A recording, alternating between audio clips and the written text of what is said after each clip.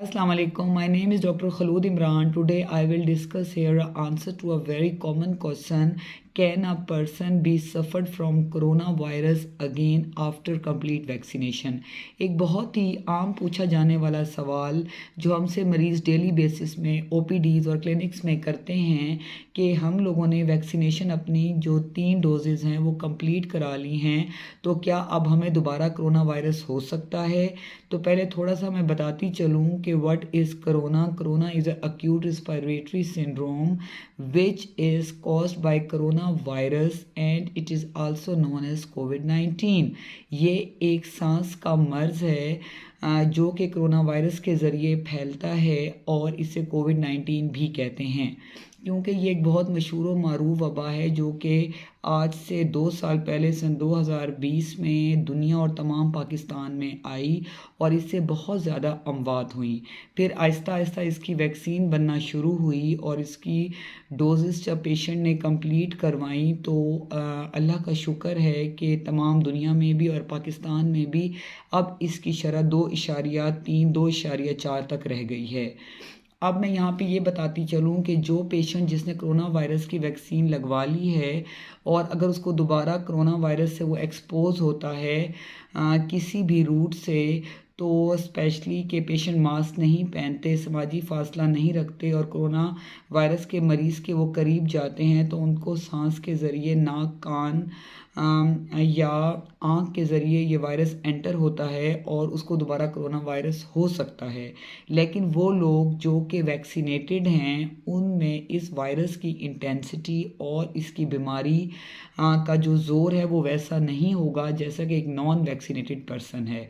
यानी कि जो लोग वैक्सीन बिल्कुल भी नहीं लगवाते उन्हें अगर कोरोना वायरस होता है तो उसका जो ज़ोर है उसकी इंटेंसिटी है वो बहुत ज़्यादा होगी, और जो लोग वैक्सीन कंप्लीट करा चुके हैं उसमें अगर वायरस होता है तो उसमें उसकी इंटेंसिटी वैसी नहीं होती और मरीज़ बआसानी जो है कोरोना वायरस से रिकवर हो जाते हैं। कोरोना वायरस में जैसे कि हम सबको पता है कि इसमें आम फ्लू के सिम्टम होते हैं जिसमें नज़ला, ज़ुकाम, बुखार, गला ख़राब होता है इसमें, और 14 दिन के बाद, जैसे कि एक वायरल डिज़ीज़ है, 7 से 14 दिन के बाद पेशेंट रिकवर हो जाता है। और अगर वैक्सीन हुई हुई है तो उसमें जो है मरीज़ को आम नज़ला ज़ुकाम होगा और वो आम मेडिसन पे बेहतर हो जाएगा। लेकिन थोड़ा सा मैं यहाँ बताती चलूँ कि जो वैक्सीन है उसकी एफिकेसी जो है वो 84 to 89% तक है, तो इसलिए जो है मरीज़ को दोबारा हो सकता है, लेकिन मरीज़ जो है वो सीरियस वैसा नहीं होगा। अब यहाँ मैं थोड़ा सा और एक्सप्लेन कर दूँ अगर आप लोगों को समझ मेरी बात की नहीं आ रही, तो जो न्यू बॉर्न बच्चे हैं जिन्हें हम चिकन पॉक्स की, मीज़ल्स की या मम्स की, जिन्हें हम जो है वो वैक्सीन करवाते हैं, लेकिन जब वो बच्चे बड़े हो जाते हैं तो और वो दोबारा एक्सपोज होते हैं चिकन पॉक्स के मरीज़ से, तो उन्हें दोबारा चिकन पॉक्स हो जाता है।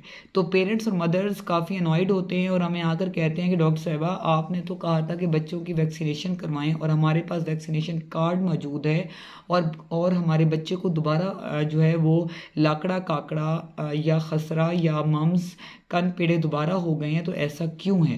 क्योंकि कोई भी वैक्सीनेशन 100% नहीं होती, लेकिन जब उन बच्चों को थोड़ा बड़ा होकर 12-13 साल की उम्र में या यंग एज में ये बीमारी दोबारा होती है चिकन पॉक्स वगैरह, तो उसकी इंटेंसिटी वैसी नहीं होती। तो कोरोना वायरस भी वैसे एक वैक्सीन है।